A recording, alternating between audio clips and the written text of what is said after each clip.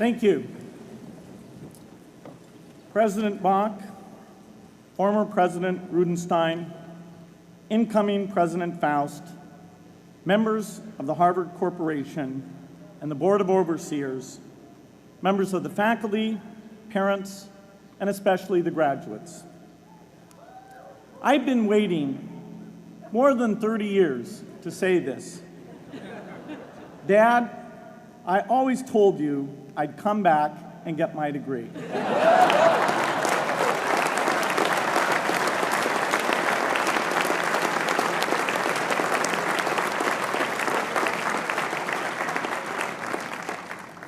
I want to thank Harvard for this honor.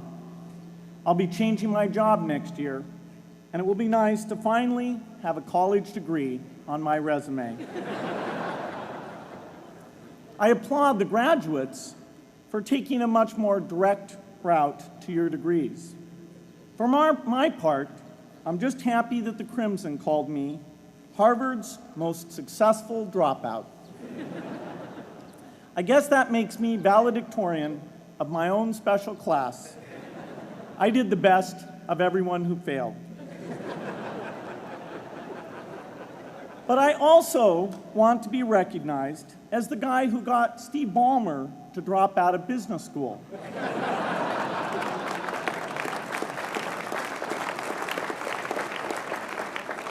I'm a bad influence. That's why I was invited to speak at your graduation. If I'd spoken at your orientation, fewer of you might be here today.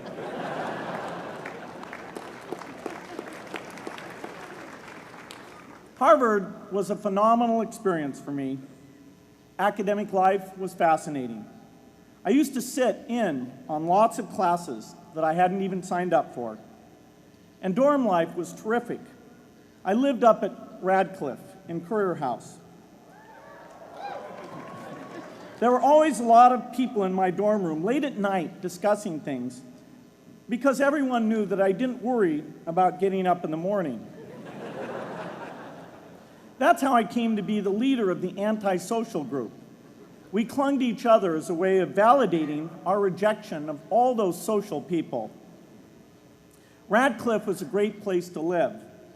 There were more women up there, and most of the guys were math science types. The combination offered me the best odds, if you know what I mean. That's where I learned the sad lesson that improving your odds doesn't guarantee success. One of my biggest memories of Harvard came in January 1975, when I made a call from Currier House to a company in Albuquerque, New Mexico, that had begun making the world's first personal computer. I offered to sell them software. I worried they would realize I was just a student in a dorm and hang up on me. Instead, they said, "We're not quite ready. Come see us in a month," which was a good thing because we hadn't written the software yet. From that moment, I worked day and night on the extra credit project that marked the end of my college education and the beginning of a remarkable journey with Microsoft.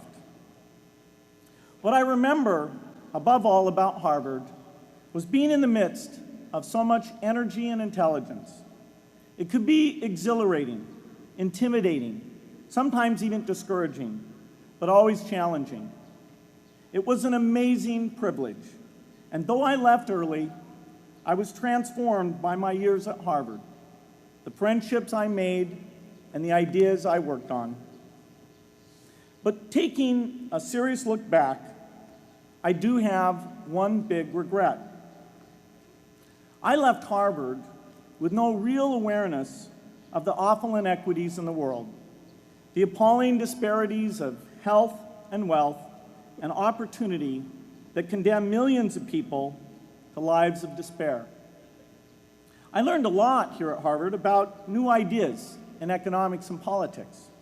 I got great exposure to the advances being made in the sciences.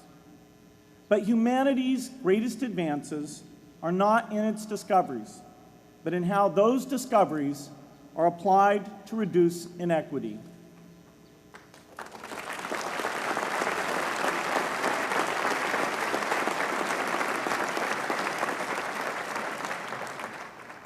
Whether through democracy, strong public education, quality health care, or broad economic opportunity, reducing inequity is the highest human achievement.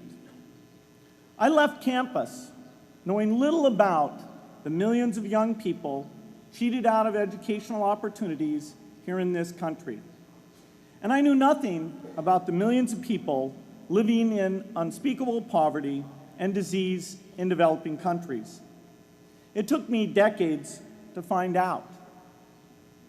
You graduates came to Harvard at a different time.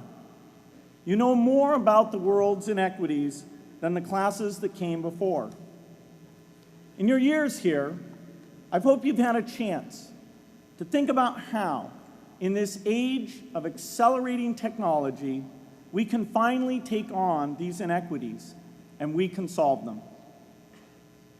Imagine, just for the sake of discussion, that you had a few hours a week and a few dollars a month to donate to a cause. And you wanted to spend that time and money where it would have the greatest impact in saving and improving lives. Where would you spend it? For Melinda and I, the challenge is the same. How can we do the most good for the greatest number with the resources we have?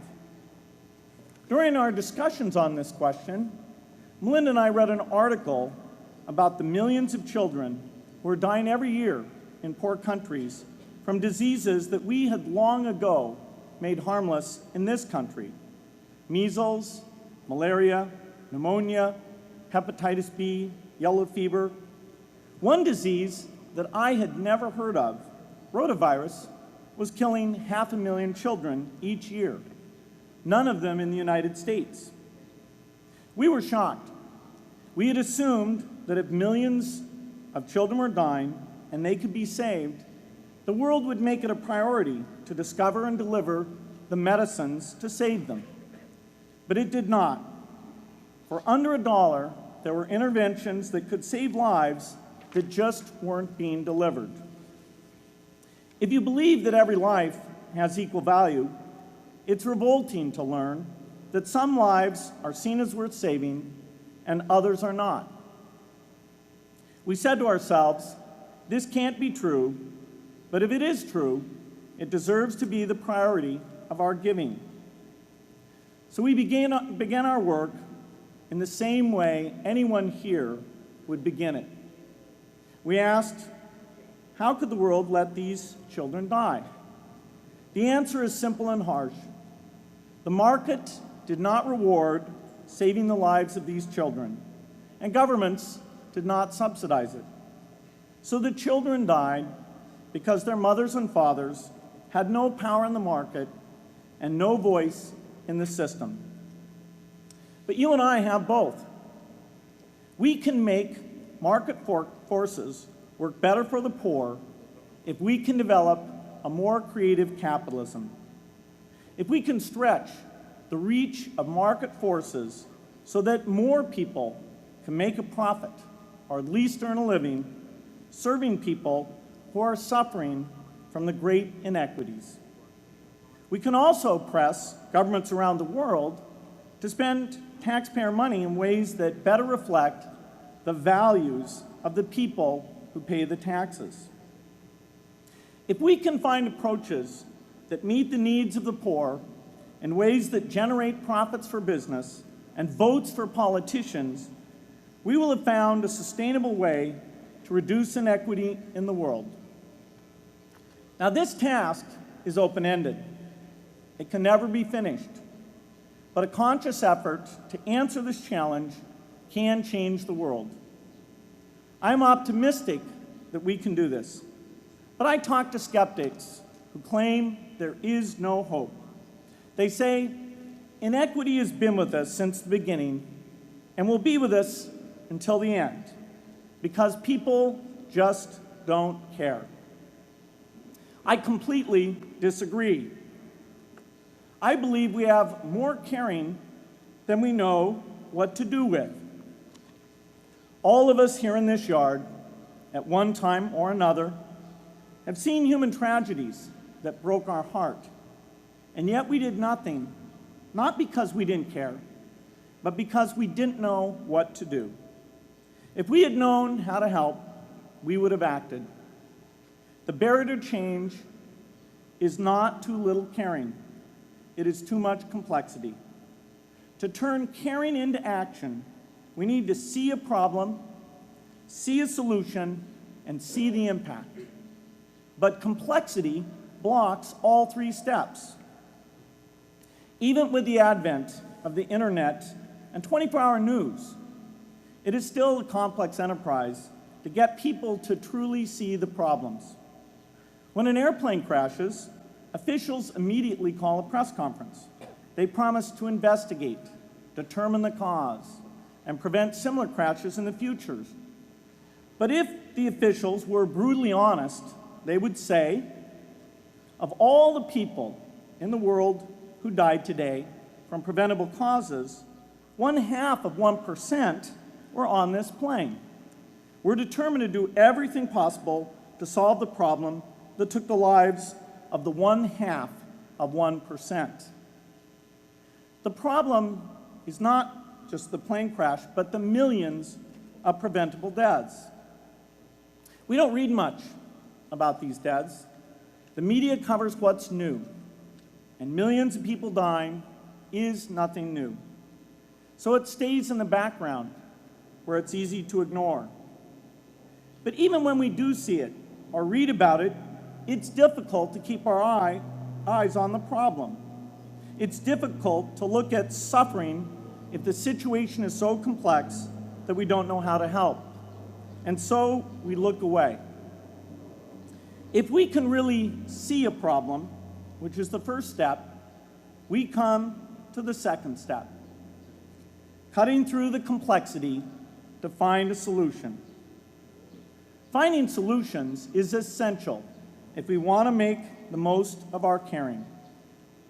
If we have clear and proven answers anytime an organization or individual asks, "How can I help?" then we can get action, and we can make sure that none of the caring in the world is wasted. But complexity makes it hard to mark a path of action for everyone who cares, and makes it hard for their caring to matter. Cutting through complexity to find solutions runs through 4 predictable stages: determine a goal, find the highest impact approach, deliver the technology ideal for that approach, and in the meantime, use the best application of technology you already have. Whether it's something sophisticated like a new drug or something simple like a bed net. The AIDS epidemic offers an example. The broad goal, of course, is to end the disease. The highest leverage approach is prevention. The ideal technology would be a vaccine that gives lifelong immunity with a single dose. So governments, drug companies, and foundations are funding vaccine research. But their work is likely to take more than a decade. So in the meantime, we have to work with what we have in hand, and the best prevention approach we have now is getting people to avoid risky behavior. Pursuing that goal starts the 4-step cycle again. This is the pattern. The crucial thing is to never stop thinking and working, and never do what we did with malaria and tuberculosis in the 20th century, which is to surrender to complexity and quit. The final step, after seeing the problem and finding an approach, is to measure the impact of the work and to share that, success or failure, so that others can learn from the efforts. You have to have the statistics, of course. You have to be able to show, for example, that a program is vaccinating millions more children. You have to be able to show, for example, a decline in the number of children dying from the diseases. This is essential not just to improve the program, but also to help draw more investment from business and government. But if you want to inspire people to participate, you have to show more than numbers. You have to convey the human impact of the work so people can feel what saving a life means to the families affected. I remember going to the World Economic Forum some years back and sitting on a global health panel that was discussing ways to save millions of lives. Millions. Think of the thrill if you could save just one person's life, then multiply that by millions. Yet, this was the most boring panel I've ever been on. Ever. So boring, even I couldn't stand it. What made that experience especially striking was that I had just come from an event where we were introducing version 13 of some piece of software, and we had people jumping and shouting with excitement. I love getting people excited about software, but why can't we generate even more excitement for saving lives? You can't get people excited unless you can help them see and feel the impact.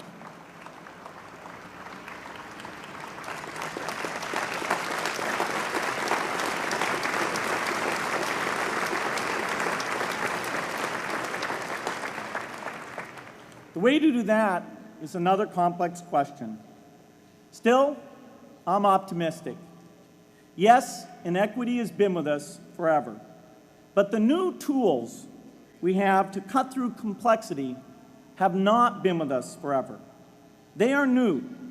They can help us make the most of our caring, and that's why the future can be different from the past. The defining and ongoing innovations of this age, biotechnology, the personal computer, and the internet, give us a chance we've never had before to end extreme poverty and end death from preventable disease. 60 years ago, George Marshall came to this commencement, and he announced a plan to assist the nations of post-war Europe. He said, I quote, "I think one difficulty is that the problem is one of such enormous complexity that the very mass of facts presented to the public by press and radio make it exceedingly difficult for the man in the street to reach a clear appraisement of the situation. It is virtually impossible at this distance to grasp at all the real significance of the situation." 30 years after Marshall made his address, which was 30 years ago, as my class graduated without me, technology was emerging that would make the world smaller, more open, more visible, less distant. The emergence of low-cost personal computers gave rise to a powerful network that has transformed opportunities for learning and communicating. The magical thing about this network is not just that it collapses distance and makes everyone your neighbor. It also dramatically increases the number of brilliant minds we can bring in to work together on the same problem, and it scales up the rate of potential innovation to a staggering degree. At the same time, for every person who has access to this technology, 5 people don't. That means many creative minds are left out of this discussion. Smart people with practical intelligence and relevant experience who don't have the technology to hone their talents or contribute their ideas to the world.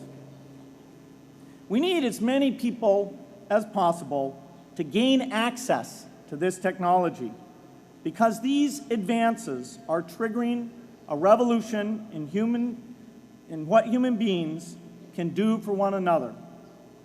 They are making it possible, not just for national governments, but for universities, corporations, small organizations, and even individuals to see problems, see approaches, and measure the impact of their efforts to address the hunger, poverty, and desperation George Marshall spoke of 60 years ago. Members of the Harvard family, here in the yard is one of the great collections of intellectual talent in the world. For what purpose? There is no question that the faculty, the alumni, the students, and the benefactors of Harvard have used their power to improve the lives of people here and around the world. But can we do more? Can Harvard dedicate its intellect to improving the lives of people who will never even hear its name? Let me make a request of the deans and the professors, the intellectual leaders here at Harvard. As you hire new faculty, award tenure, review curriculum, and determine degree requirements, please ask yourself, should our best minds be more dedicated to solving our biggest problems? Should Harvard encourage its faculty to take on the world's worst inequities?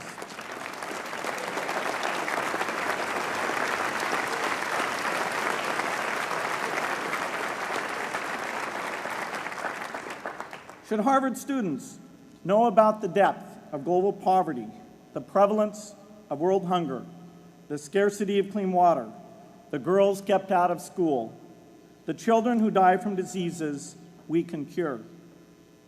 Should the world's most privileged learn about the lives of the world's least privileged? These are not rhetorical questions.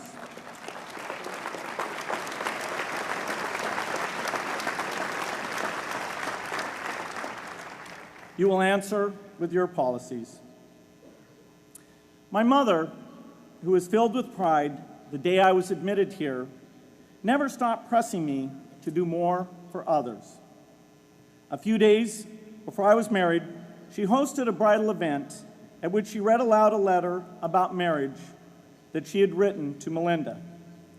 My mother was very ill, with cancer at the time, but she saw one more opportunity to deliver her message, and at the close of the letter she said, "From those to whom much is given, much is expected."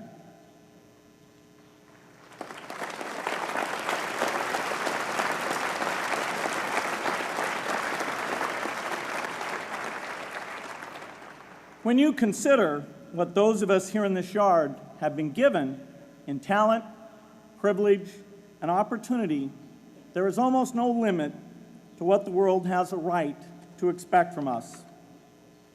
In line with the promise of this age, I want to exhort each of the graduates here to take on an issue, a complex problem, a deep inequity, and become a specialist on it. If you make it the focus of your career, that would be phenomenal. But you don't have to do that to make an impact. For a few hours every week, you can use the growing power of the internet to get informed, find others with the same interests, see the barriers, and find ways to cut through them. Don't let complexity stop you. Be activists. Take on big inequities. I feel sure it will be one of the great experiences of your lives. You graduates are coming of age in an amazing time. As you leave Harvard, you have technology that members of my class never had. You have awareness of global inequity, which we did not have.